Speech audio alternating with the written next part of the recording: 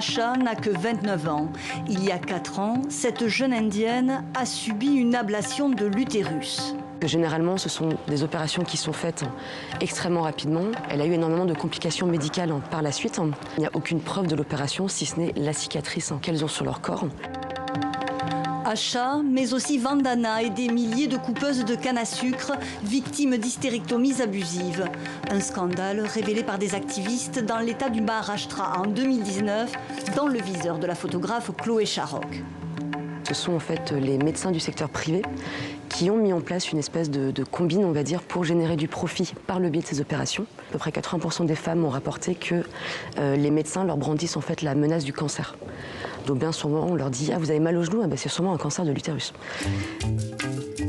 Des proies idéales à la santé fragile en raison d'un travail physique éprouvant. Chloé Sharrock a suivi des familles et ces femmes, souvent très jeunes, qui migrent 6 mois de l'année pour les récoltes dans les plantations de canne à sucre du pays. Ils vivent, comme on le voit ici, dans des petites tentes. Ils dorment à même le sol, avec, ils ont juste un petit peu de riz pour se nourrir. Enfin, c'est des conditions très précaires, ne serait-ce qu'au niveau de l'hygiène, également pour les femmes.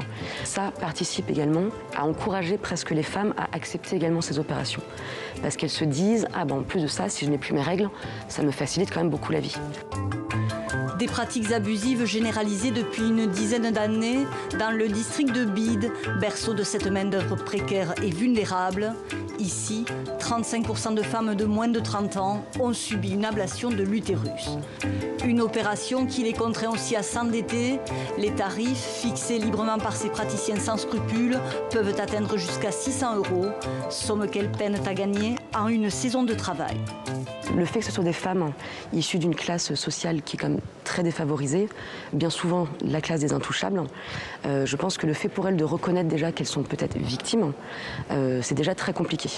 Donc le travail des activistes locaux passe également par leur faire prendre conscience du fait qu'elles sont victimes de quelque chose. Un travail loin d'être clos pour ces militants et pour la photographe.